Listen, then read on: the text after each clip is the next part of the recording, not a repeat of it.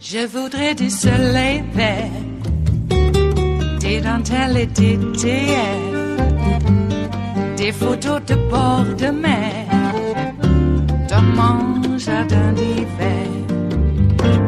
Je voudrais de la lumière, comme en Nouvelle-Angleterre.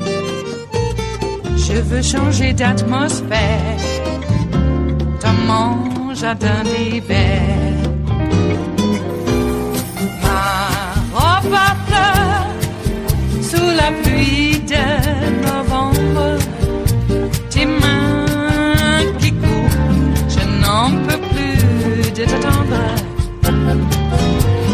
Les années passent, il est loin, là je tombe. Nul ne peut nous entendre. Je voudrais du Fred Astaire, revoir un latte Goët. What exactly does she or did she remember, and what did she not? She remembers vividly Brett Kavanaugh laughing at her during this incident, pulling his pants up afterwards. Another classmate who she identified yelling down the hall, Brett Kavanaugh just put his penis in Debbie Ramirez's face. She remembers finding this extremely traumatic. She was devoutly religious. She had not engaged in this kind of activity before, and it was a significant incident for her. So much so that, even given the fact that she was inebriated, not blackout drunk, capable of remembering things confidently, but inebriated, this was something that always stayed with her. But she doesn't explicitly remember the moment. Correct, Ronan, that Brett Kavanaugh... She does remember the moment at all. Okay. She does remember the moment as well. She does remember She remembers the moment. She describes it in detail in the piece. I'll leave it to her rendering to describe that. Very good. She does remember the moment. All right. And then just, again, one other piece about the reporting before we go back and discuss the substance here. You, again, state in the piece. In all the arguments against this, I should note, you lay out. It's not as if you were not very careful in explaining exactly what the doubts and the questions about this were, but you note that you have not confirmed with other eyewitnesses that Kavanaugh was at the party. Explain that. So we called several dozen classmates who were around at the time in general. Many didn't respond. Many didn't wish to comment. Several were working, in fact, with Brett Kavanaugh's team and signed on to a statement saying, they didn't have direct knowledge of this, but they didn't think it was the kind of thing that he would have done, and we included that. It's worth noting that half of that list either were individuals she said were directly involved in this, were people who egged Brett Kavanaugh on as he did it, urging her to kiss it and other things, or the wife of one of those alleged assailants. But, we did include those statements, and there were several others who were not alleged to be involved who said, we trust Brett Kavanaugh on this. No direct accounts from that side. We did receive, however, several direct accounts from people who said they were told right after or saw her describing it right after, and who independently of Ms. Ramirez recounted the same fact pattern about Brett Kavanaugh doing this. That's interesting, and that's something that doesn't always exist when you're dealing with allegations of sexual assault or allegations of sexual battery, correct? I'm glad you make that point, John. This is a fairly high level of evidence for this kind of a case. When you look at the other reporting I've done, for instance, on sexual assault and harassment, the last story Jane Mayer and I did was about a Democratic politician, Eric Schneiderman, the New York Attorney General. And we used the same caution and standards there. Very often there are not people in the room willing to speak in these cases. In this case, the primary people who were likely to be witnesses are people alleged to have been egging him on and to have been part of this, alleged misconduct against her. Now, we held this to the same careful standard, but I would say that this exceeds the evidentiary basis that we've used in the past in several cases that were found to be very credible. It is Tuesday, the 25th of September of 2018, and you are in West Coast Cookbook and Speakeasy. I am your chef de cuisine, Justice Putnam, and our daily special is Tarrytown Chowder Tuesdays. Keep the Old Bay in the cupboard, please. Oh, you can break it out for the clam bake. But for Tarrytown Chowder Tuesdays, a little bit, just a scant dash, not even a dash, a smidgen of Hungarian hot paprika will make all the difference. Just an undercurrent of heat, which explains very much what is going on right now at this very moment as we speak. Wow. Is Kavanaugh a liar?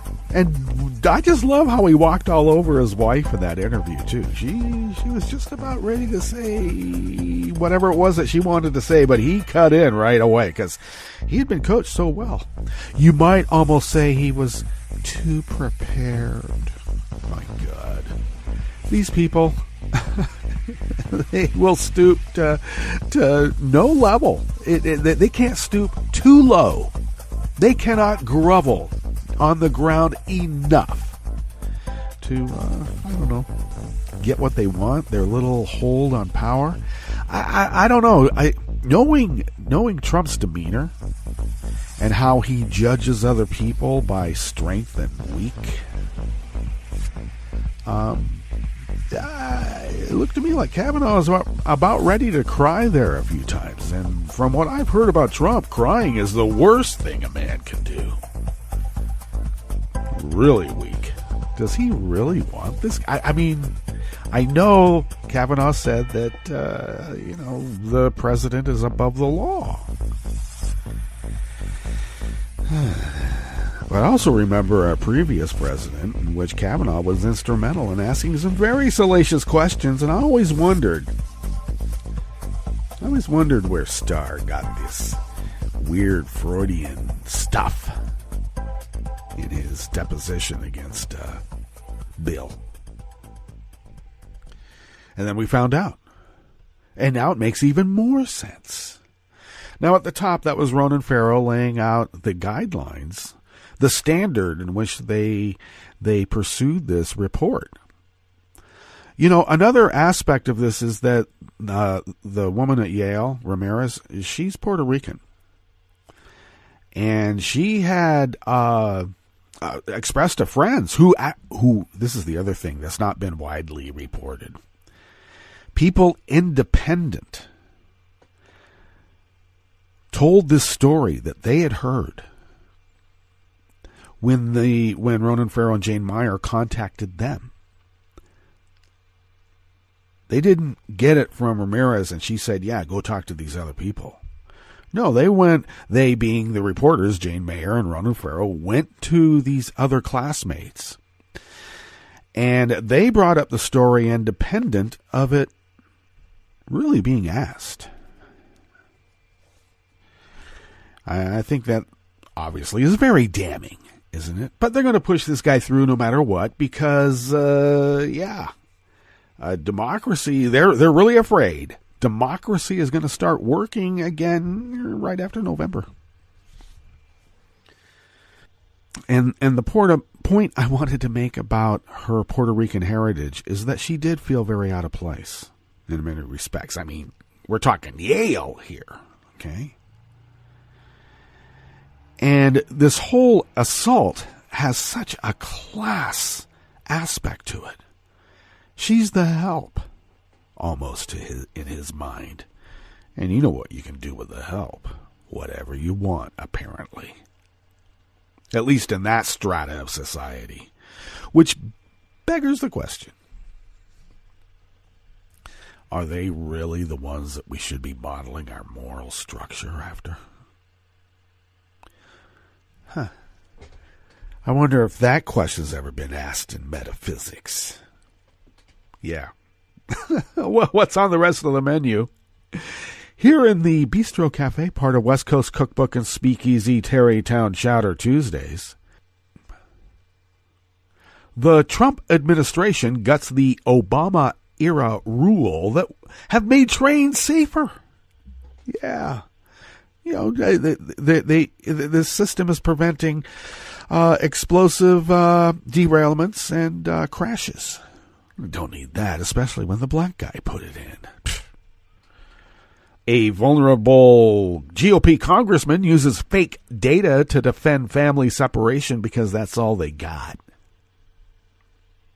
And convicted Trump foreign policy advisor George Papadopoulos now says he's uncovered a massive plot against him. Well, I would think that if the FBI investigated you and presented evidence in an open court and you were convicted by a jury of your peers, I think that massive plot against you has already taken effect. What is wrong with these people? After the break, we move to the chef's table where the Trump White House drafts an executive order to make Twitter be nicer to conservatives. Wow. And the guy also thinks that monstrosity of a hairstyle hides really what it is that he's trying to hide. Jeez. Yeah. Hey, but here's some fantastic news. NASA's new orbital space telescope discovered 2 new interstellar planets 5 months after its launch. It's going to discover more now. All that and more on West Coast Cookbook and Speakeasy.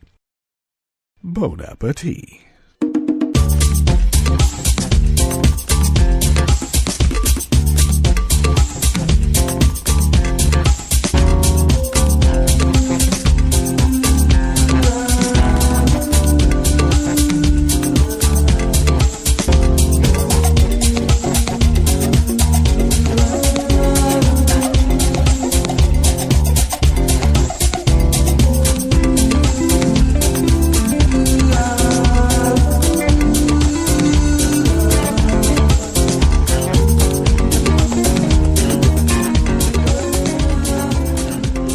Go to our homepage at netrootsradio.com. There are links there to not only find out if you are still registered to vote, but also you can register to vote if you are not in any capacity. If you've never registered to vote, you can register to vote there.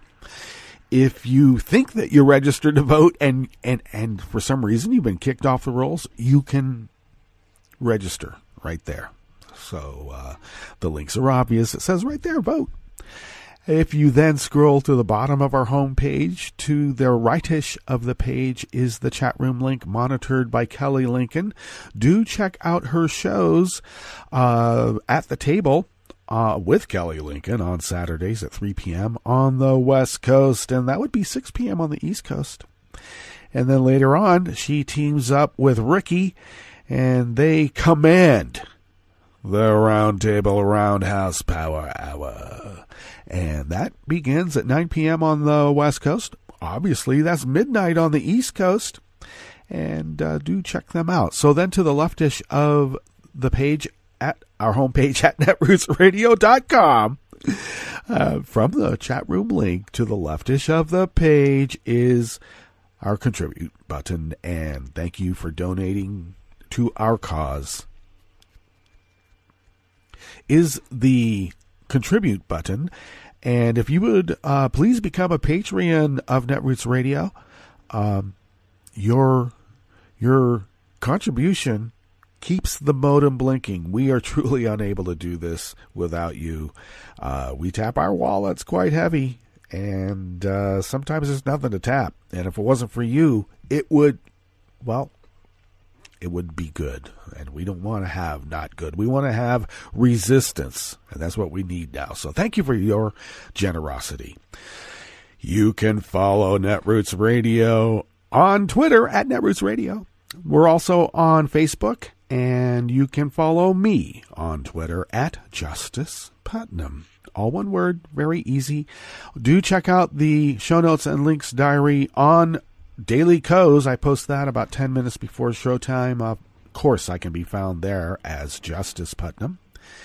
And you can follow the show on Twitter at Cookbook West. I know, it's weird.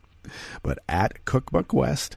And also on Facebook, you can pick up podcasts of the show. Oh, get this. iHeart accepted us. So thank you. So we're on iHeart, iTunes, of course. We're on the iTunes registry, Spreaker, Stitcher, TuneIn, and wherever fine podcasts can be found. Mixed in with all the not-so-fine podcasts, too, and I don't know which one we are. But we're in the mix, so that's always fun. Okay, well, let's get on with this first article here about, everything Obama has to be destroyed. And I'm just so afraid. Well, actually, this is an attack on oxygen. Obama did say that we needed, some clean air to breathe. And Trump said, clean air, we gotta gut that act. And they really have tried. California is saying, I don't think so. I think our standards more strict than the federal government shall stand. And, that's a state's Fed issue thrown back into the mix again. And in this instance, Obama basically said, people are dying along the tracks, and toxic clouds of poison are like wafting over, whole city, little towns, and even big towns. And it's because the train system is, we allowed them to regulate themselves, and look what's happened. They cut a few corners. Next thing you know, they're getting into head-on crashes. They're derailing for any number of reasons, and they're carrying all these dangerous substances, and sometimes those dangerous substances kill scores of people, let alone what it does to property values, which is much more important than a human life. I mean, after all, this is America. So all of the touchstones of what it is to be an American, and Trump wants to break every single one of them apart. Especially, come on, we're talking about property here. So he may have just stepped over it a little bit, but we'll see. It may fly under the radar with all the other scandals afoot. Eric Bullard from Share Blue Media brings us this first offering here in the Bistro Cafe, part of West Coast Cookbook and Speakeasy. The Trump administration has repealed an Obama-era safety regulation that could have prevented deadly explosive train crashes, proving once again that not even the most common-sense policies are safe in the Trump era. Well, this is another instance where he just hates the black guy. He's got to undo everything that the black guy did. Now, this is an instance where, there's two things that I believe should be a rule. It should be a rule for America. First of all, I personally would prefer my fascism to come speaking, or marching Teutonic, but not Cyrillic. Okay? And number two, fascism is supposed to make the trains run on time. And this guy is making it so that the trains can't, they don't run on time now. 6 hours of arrival is supposed to be good. Yeah. Well, that's for passenger trains.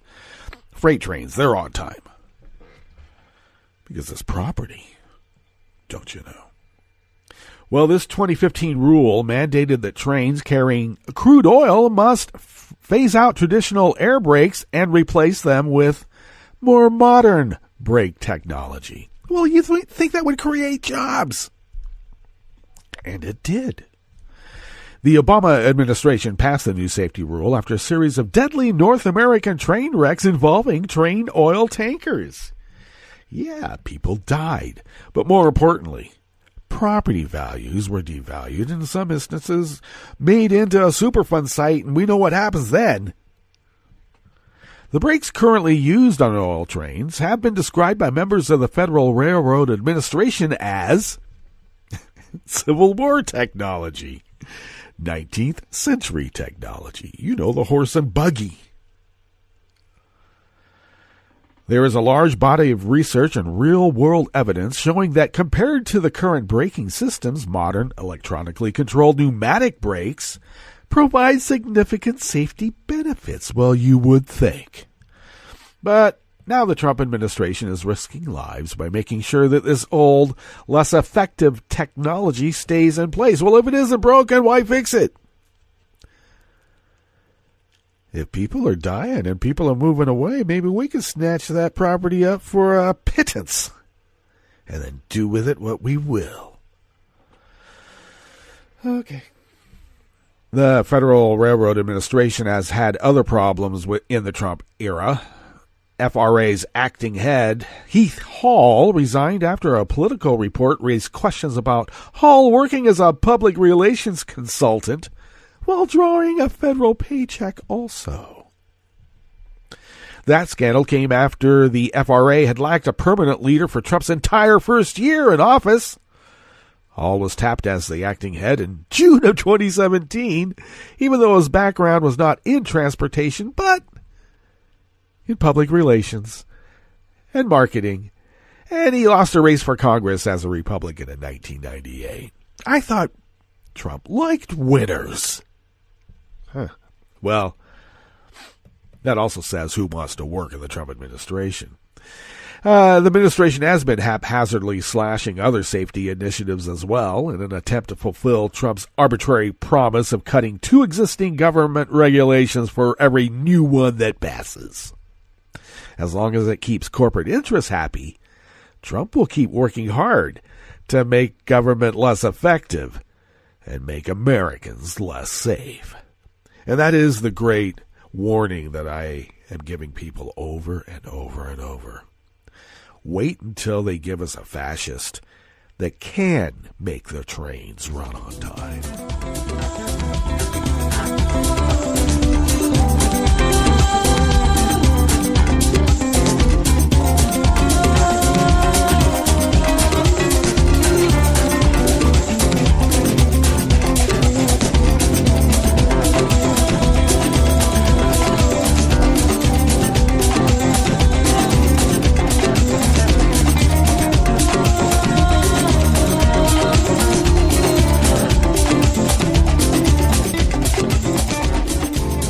Dan Desai Martin, also of Share Blue Media, brings us this next offering here in the Bistro Cafe, part of West Coast Cookbook and Speakeasy, Tarrytown Chowder Tuesdays. Well, Republican Scott Perry, a repug of Pennsylvania, whose extremism has him in a very tough battle for re-election, is relying on fear-mongering and falsehoods to defend the reprehensible family separation program put into place by the Trump administration. Well, let's see. Fear-mongering and falsehoods? I thought that's what the Republicans have been trafficking in since, well, they took over the fear-mongering and falsehood part of politics. I mean, this has been going on a lot longer than the Willie Horton ad. Please. Perry, a member of the far-right Freedom Caucus, which is a nice way of saying he's a teabagger. Yeah, and I mean that literally, too. Look what Kavanaugh did. Creepy. Was asked about the policy that rips children away from their families in an interview with Pennsylvania Live, after first admitting that separating families is a horrific circumstance. Perry pivoted immediately to defending the practice by reciting debunked data. A vast majority of these children aren't with their parents at the border. They're already with someone smuggling them, trafficking them. They're already with a coyote. They're not with their parents. And in this reporter's opinion, he probably sees them with really big melon-sized calves because of all the bales of marijuana that they're carrying on their shoulders instead of water. That's simply not true. It's not even close to being true. According to data from the Department of Homeland Security, smugglers and human traffickers make up less than 1% of families crossing the border, because usually the smugglers and traffickers are in border security and they take over from there, regardless of how you got here and why. Let me interject for those of you who can't tell sarcasm. In this reporter's opinion, of course. For every 1,000 families that approached the border in the first 5 months of this fiscal year, only 6 involved individuals pretending to be a child's parents. And that was Washington Post reported in June of 2018. The percentage of alleged smugglers in fiscal 2017 was smaller at 0.1%. Now, Perry is, of course, attempting to prop up Trump's abhorrent zero-tolerance program while ignoring the data that tells a starkly different story. Well, of course not. They make the reality. And when we're reacting to that reality, they're off making another reality. It didn't start with Willie Horton. And it certainly didn't start with Lee Atwater.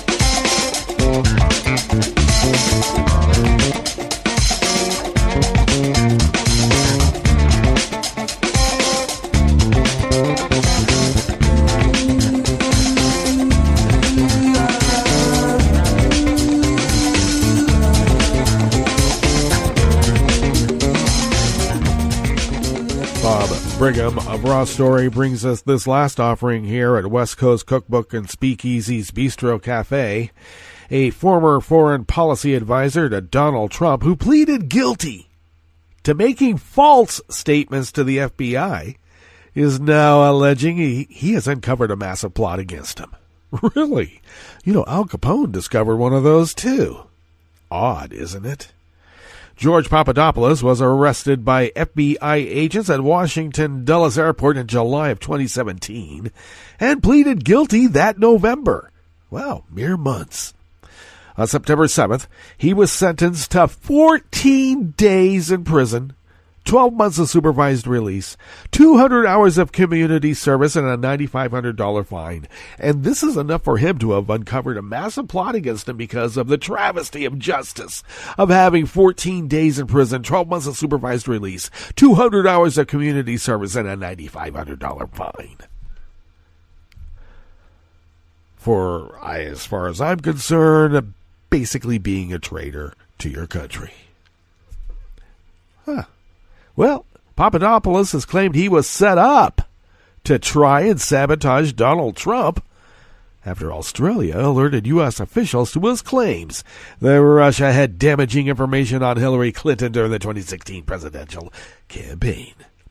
Now, former CIA Director Michael Hayden was shocked to see Papadopoulos make this allegation, and because this is what Papadopoulos said. Australia, if you are listening, do not sacrifice, and this is September 22nd when Papadopoulos pushed this out.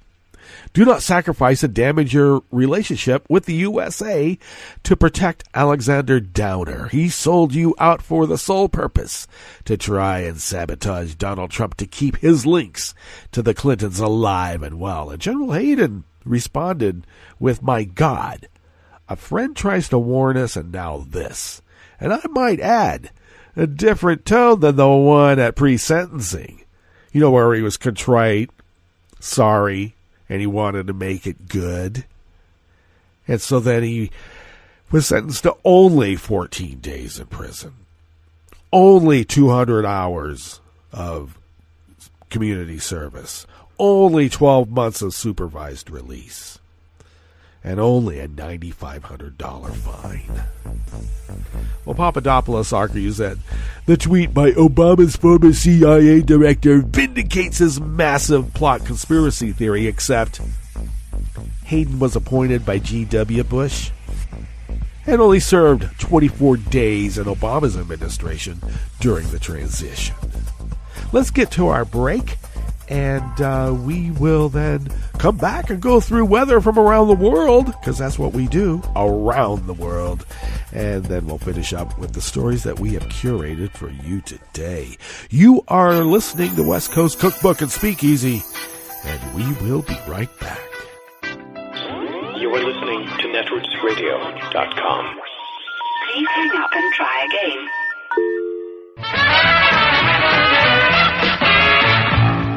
from a point at sea to the circles of your mind.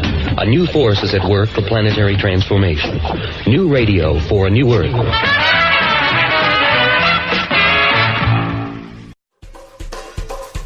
This is Scientific American's 60-Second Science. I'm Christopher Intagliata. You probably don't think of scientific or medical instruments as the kind of instruments that actually make music. But now researchers have built a scientific instrument specifically designed to detect counterfeit medications through sound. Someone even made the comparison that we're making a scale in the sense that it measures mass, but it also plays scales in the sense that it makes musical notes. William Grover, a bioengineer at UC Riverside. He and his team took inspiration from the African musical instrument called the mbira. It has metal tines which resonate over a small wooden board when you pluck them. Instead of tines, Grover's instrument uses a hollow metal tube. Just load a sample of medication inside, and it changes the tone of the instrument. And so a sample that's more dense creates a lower note. A sample that's less dense creates a higher note in terms of pitch. For example, here's the tube with air inside. Here it is again with water inside. It's denser, so the pitch is lower. The World Health Organization reckons about 10% of the medications in low- and middle-income countries are fakes, sometimes dangerous ones. So the idea here is to fill the tube with a sample that's known to be safe, like cough syrup from a reputable source, and then compare it to a bottle you're not so sure about. Now, if you get the same pitch out of those two samples, it's very good evidence that they are probably the same material, and that suspect drug is really a safe or authentic drug to take. But if you get a different pitch out of the two samples, that's absolute proof that those two samples are chemically different. And so that shows you that there's something wrong with the sample that you were given, and you probably shouldn't take it. The instrument is designed to test only liquid samples for now. And while the human ear is sensitive enough to hear the difference between samples of air and water, the difference between a real and a counterfeit drug might be imperceptible to our ears. So Grover built a free website where users can upload recordings of the instrument from their smartphone or computer and analyze the hertz, and then repeat it with the suspect sample. The researchers published the work in an open-access journal called ACS Omega, in hopes of inspiring people around the world to build these things themselves. I can literally make one of these out of junk in your garage in about 5 minutes, probably, I bet, right? The hardest thing to come by is the tubing. And we've made them out of bent copper tubing like you'd get out of a radiator, or it's just junk lying around. And it's remarkable how easy they are to make. My dream for this would be to have the instructions for making them and using them shared as widely as possible. It is admittedly a pretty convincing pitch. Thanks for listening. For Scientific American's 60-Second Science, I'm Christopher Intagliata. This program is presented by the Centers for Disease Control and Prevention.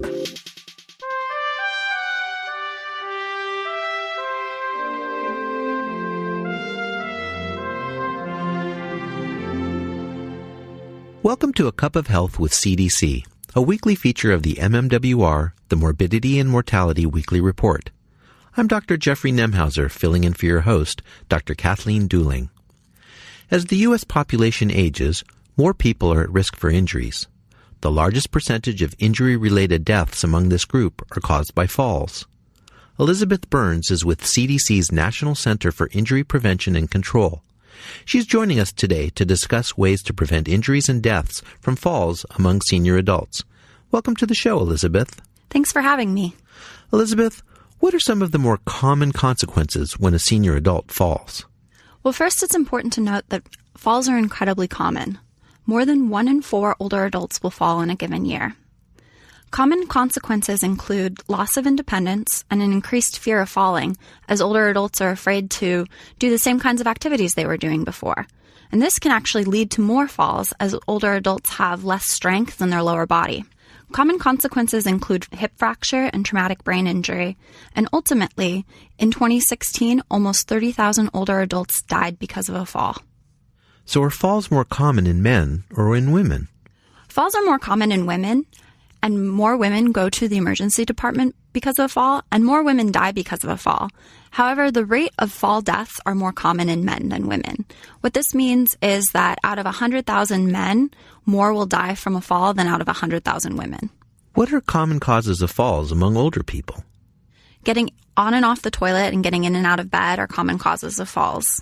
Walking around the hallways at night when the lights are off is a common way people fall.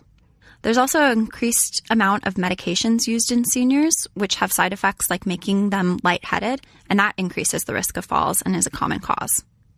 With all of those factors, what are some ways our listeners can decrease their chances of falling? Older adults should talk to their healthcare provider or doctor about how they can decrease their chances of falling. This can be done during the annual wellness visit or during annual physicals. The doctor will recommend an exercise program that should increase strength and balance or maybe refer you to a physical therapist. Additionally, they can look through your medications and perhaps reduce your doses or suggest medications that decrease your chances of falls. Are there things we can do to modify our homes to prevent falling?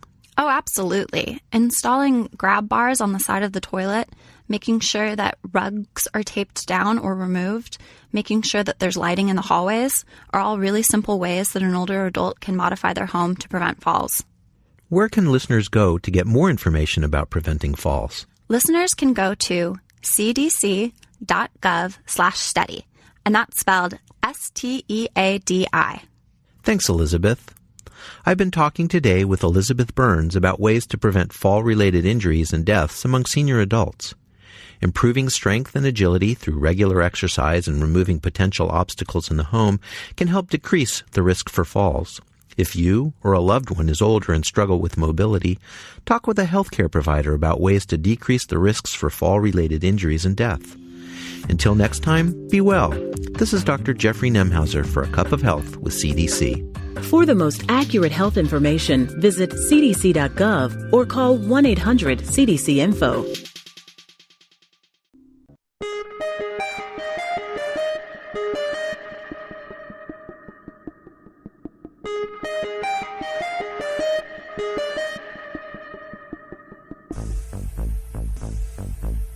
You can help stop the Trump agenda in its tracks. Make sure you're registered to vote. Go to rockthevote.org. And on November 6th, vote for Democrats up and down the ticket. This message, a public service from all the fine people of netrootsradio.com. Take a guess. How many people in Florida can't vote because of a felony conviction? I'm Bill Newman, and this is the Civil Liberties Minute. In Florida, a person with a felony cannot vote after his or her conviction unless that right is reinstated specifically by the governor. This is also the case in Iowa, Kentucky, and Virginia. Nationwide, some 6 million people are disenfranchised because of these voting restrictions. In Florida alone, 1.4 million people, 10% of the state's adult population, can't vote because of a felony conviction, no matter how long ago or how minor. This November, there's a proposed amendment to the state constitution on the ballot, question 4, that would allow a person convicted of a felony to vote after successfully completing all the terms of a criminal sentence, including parole or probation. Passage is not guaranteed. It will take 60% of the vote in Florida for this provision to pass. And this is a modest proposal. It excludes classes of former prisoners from its coverage, which it shouldn't. Why would we ever want to keep someone who has fully paid the price for his or her crime and wants to re-engage in civic participation by voting from doing so? Really, give me one legitimate reason. The silence is deafening. The Civil Liberties Minute is made possible by the ACLU because freedom can't protect itself. War is hell. We've learned that over and over from the hundreds of thousands of deaths, uncountable maimings, torturings, wastings, and other horrors our soldiers have experienced in the multitude of wars in this century alone. America is now militarily involved in 76 countries, yet the war machine, including a massive army of profiteering corporate contractors and the politicians they buy, keeps demanding more. More troops, more money, more profits, more war. Finally, we the people, the 90+% of us who are not really aware of, much less engaged in this hell, need to awaken to another stark reality. War is stupid. The place to start admitting it and to begin ending the stupidity is 8,000 miles away from us. Quote, "It is time for this war in Afghanistan to end." That's not me talking. is General John Nicholson, who has served 4 tours in that war and recently completed 31 months as the commander of our forces there.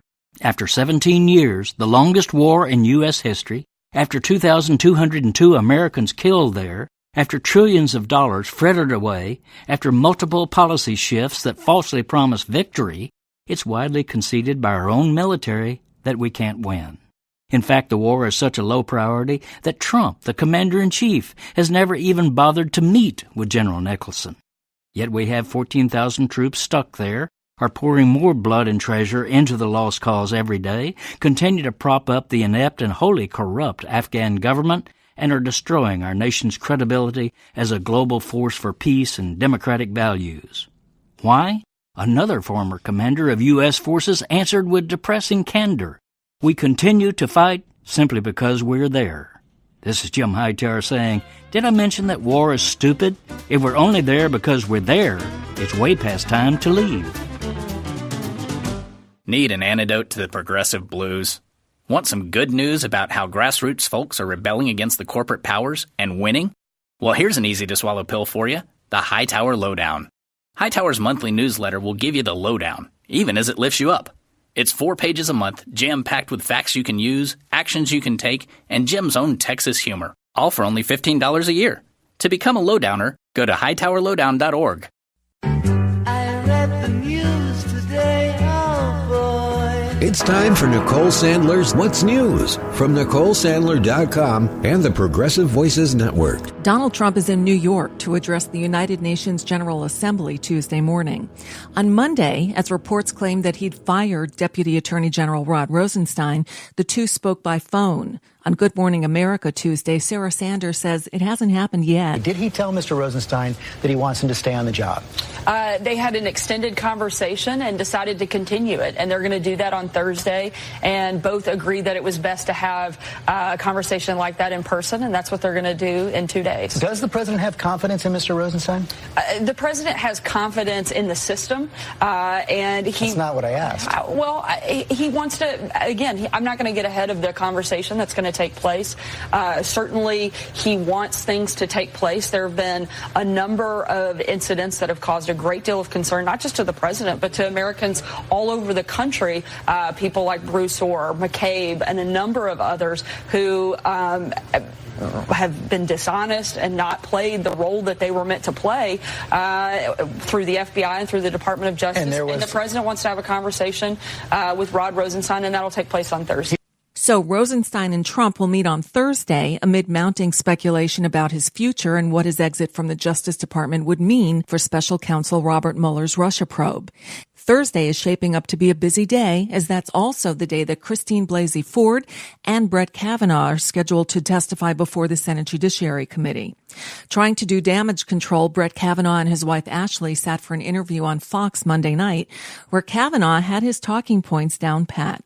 I've never sexually assaulted anyone in high school or otherwise. I've never sexually assaulted anyone in high school or otherwise. I've never sexually assaulted anyone in high school or at any time in my life. I've never sexually assaulted anyone. I've never sexually assaulted anyone. I am looking for a fair process, a process where I can defend my integrity and clear my name. And all I'm asking for is fairness and that I be heard in this process. Kavanaugh said he's not going anywhere, and he trotted out a novel defense. We're talking about an allegation of sexual assault. I've never sexually assaulted anyone. I did not have sexual intercourse or anything close to sexual intercourse in high school or for many years thereafter. And the girls from the schools I went to and I were friends. So you're saying that through all these years that are in question, you were a virgin? That's correct. Never had sexual intercourse with anyone in high school? Correct. And through what years in college, since we're probing into your personal life here? Many years after. I'll leave it at that. Many years after. Republicans on the Senate Judiciary Committee knew last week that more sexual misconduct allegations were coming against Kavanaugh, so they tried to speed up his confirmation. The rest of us found out about the second accuser when the New Yorker published the story of Deborah Ramirez Monday night. This was an incident dating back to his to the freshman year at Yale. This student says she was at a dorm room party and things got out of hand. The story is up on NewYorker.com, and it is written by Ronan Farrow and Jane Mayer, two outstanding reporters who have been on this case for a while. I know Farrow has been out in California digging into this, as have other reporters in recent days, trying to encourage this woman to speak out. Apparently, she was quite reluctant to do so, afraid to do so. But this story has been making the rounds on Capitol Hill, both among Senate Democrats and Senate Republicans. So even though we're just hearing about this now for the first time in the last few minutes, this has been out there for a while, at least for several days, on Capitol Hill. The attorney who gained prominence by representing Stormy Daniels, Michael Avenatti, says a new Kavanaugh accuser who was both a witness and a victim will come forward in the next 48 hours. I'm representing one client who I can describe as a witness and victim, as well as additional corroborating witnesses to what she is going to allege publicly within the next 48 hours. As it relates to her particular allegations, we're not going to provide additional information beyond that which is contained within the emails that I exchanged with the Senate Judiciary Committee. But let me say this. This woman, when she does surface, will be found to be 100% credible by the American public. I would not be representing her if I did not believe her. And if anyone has been paying attention over the last 6 to 7 months, they know that I do not traffic in nonsense or rumor. I utilize facts and evidence. And this woman will prove to be credible, and she is believable, and we are hopeful that the committee will launch an FBI investigation forthwith. We have also asked that she be permitted to take a polygraph examination, which she has agreed to do, provided that Brett Kavanaugh does the same. And we have yet to hear back from the committee on a host of issues that I raised over 10 hours ago. Tuesday is National Voter Registration Day. If you haven't already done so, register to vote. If you think you're registered, check the status. You can do all of this at vote.org. And that's a bit of what's news for now. I'm Nicole Sandler. If you appreciate these reports and the Nicole Sandler Show, I hope you'll consider making a contribution.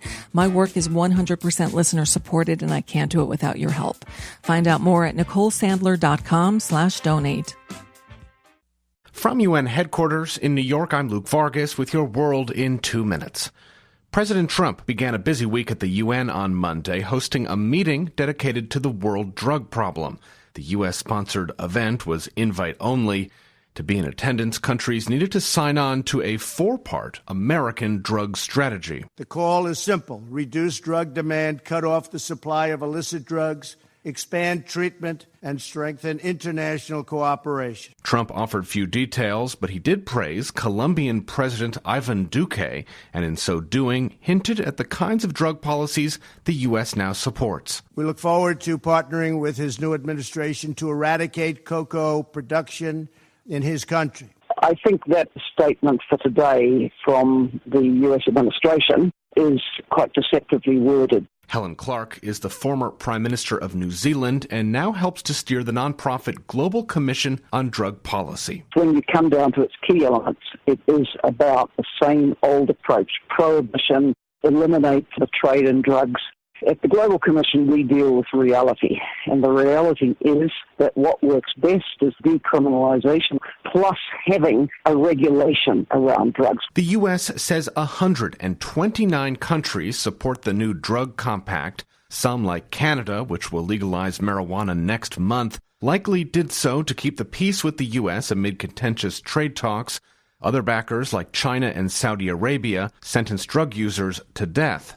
And while no dissenting voices were in the room to formally challenge U.S. drug policy, UN Secretary General and former Portuguese Prime Minister Antonio Guterres seemed to praise his country's move in 2001 to decriminalize all drugs and redirect law enforcement spending toward drug treatment. Drug addicts are victims who need treatment rather than punishment. Luke Vargas, the United Nations.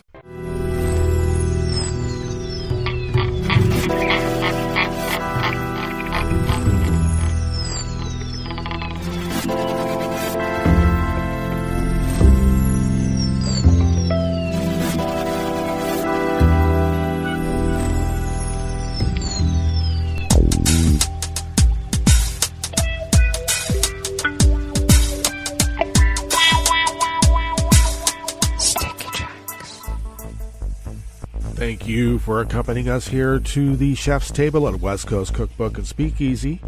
Tarrytown Chowder Tuesdays. We always begin weather from around the world along the banks of the Rogue River, in the Rogue River Valley of Southern Oregon, on the west coast of the continental United States of America, where it is currently 48 degrees. And we're only supposed to be in the low 50s overnight. And we're warming up. That's right. And though, I got to tell you, we're going to be much warmer than yesterday. And we were in about the mid-80s, and now we're going to be in the low 90s. How dare they? Ostensibly, we're going to have an overnight low of 52. Well, maybe in my proverbial neck of the woods, it'll be in the upper 40s again.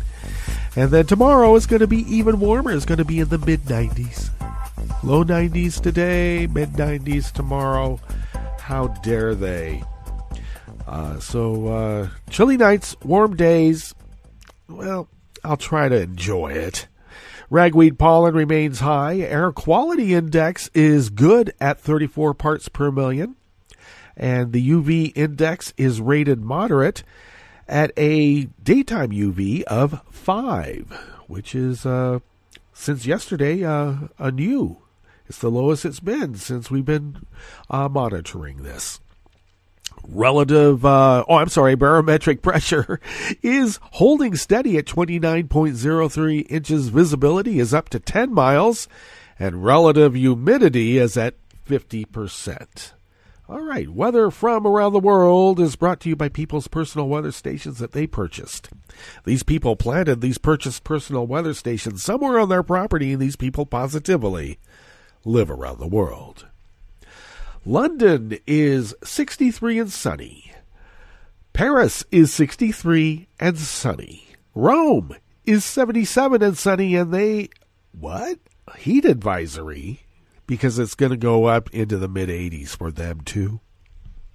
Kiev is 50 degrees and mostly cloudy. Kabul is 71 and fair.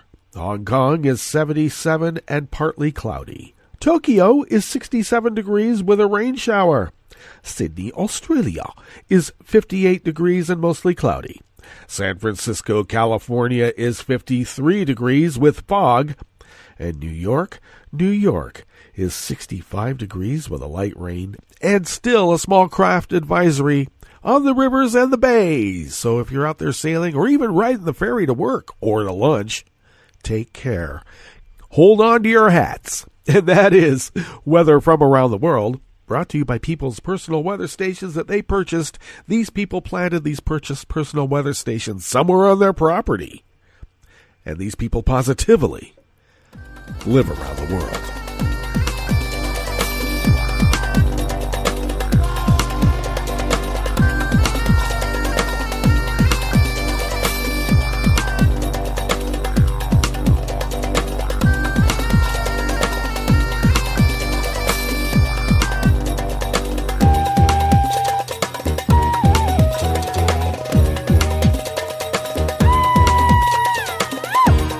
Oliver Willis brings us this first offering here at the chef's table at West Coast Cookbook and Speakeasy. Trump is upset that his bad decisions don't play well online, and now he's got an executive order targeting tech companies for supposed bias.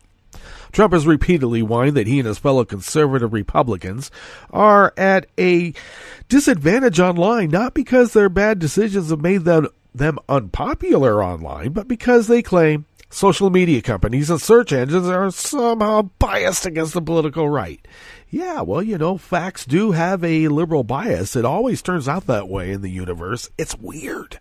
Now, Trump is complaining, has entered an ominous new phase, a draft White House executive order that could target tech companies who don't make Trump and his conservatives look good. Well, it seems to me like they're working pretty hard at it, and in some ways haven't worked at all for liberal concerns, especially when Pepe and his friends came after women and journalists and a few other liberal types. Bloomberg and Business Insider report that the draft order, which is not yet finalized, is intended to address online platform bias. Or maybe it's just to assuage this crazy guy sitting in the Oval Office, and maybe you might think something's being done.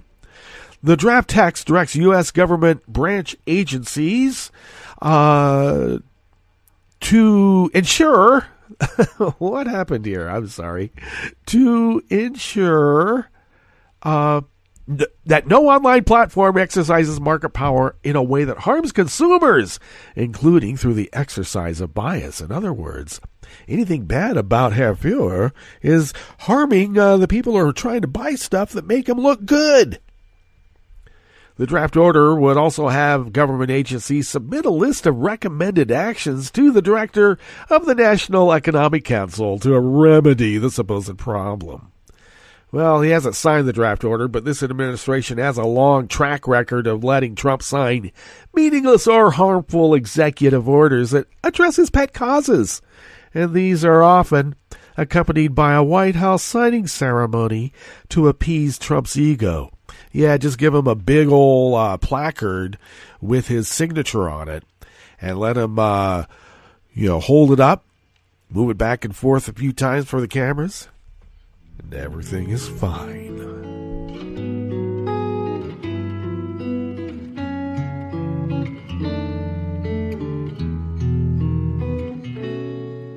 Je te donne ce mon amour pour la vie entière.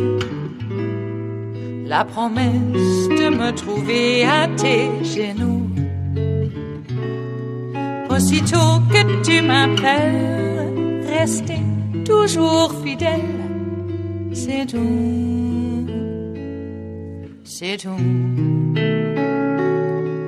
Je te donne tous mes printemps, mes étés de mer, mes automnes quand les feuilles tombent partout. Si ce n'est pas une bonne affaire, je te donne tous mes hivers, c'est tout.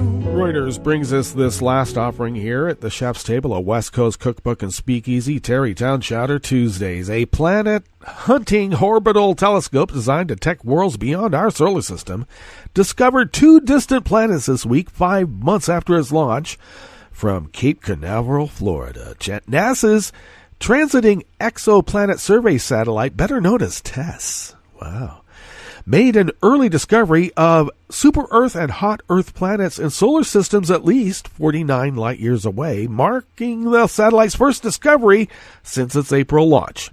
TESS is on a 2-year, $337 million mission to expand astronomers' catalog of so-called exoplanets circling distant stars. While the 2 planets are too hot to support life, TESS Deputy Science Director Sarah Sager expects many more such discoveries. Now, TESS is designed to build on the work of its predecessors, the Kepler Space Telescope, which discovered the bulk of some 3,700 exoplanets documented during the past 20 years and is running out of fuel. No! And now NASA expects to pinpoint thousands more, and those are believed the most likely to feature rocky surfaces or oceans and are thus considered the best candidates for life to evolve. Well, there's a little bit more to this story, so do check it out in the show notes and links diary that I post up on Daily Co's. Well, it's time for us to get out of here, and we will come back tomorrow for Smothered Benedict Wednesdays. Yeah, and there's breaking news on Netroots Radio right now as we speak, so stay tuned to Netroots Radio all day into the night, and we will visit with you tomorrow in West Coast Cookbook and Speakeasy. Bon appetit.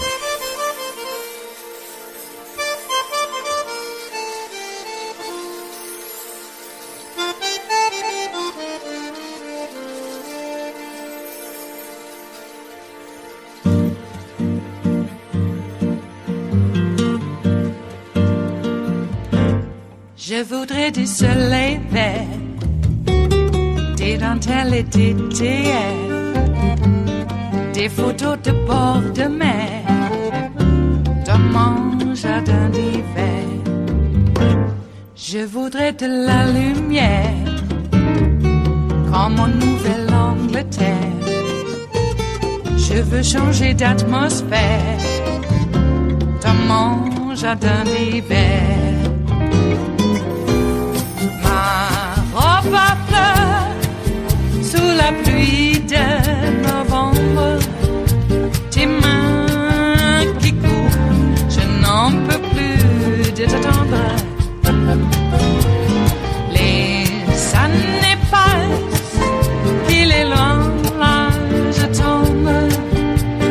Nul ne peut nous entendre. Je voudrais du Fred Astaire, revoir un latte Goël.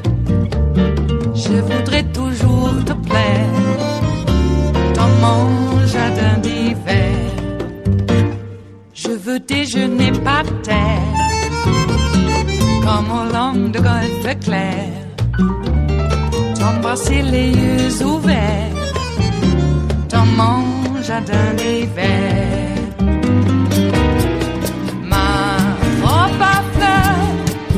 Sous la pluie de novembre, tes mains qui courent, je n'en peux plus de t'attendre.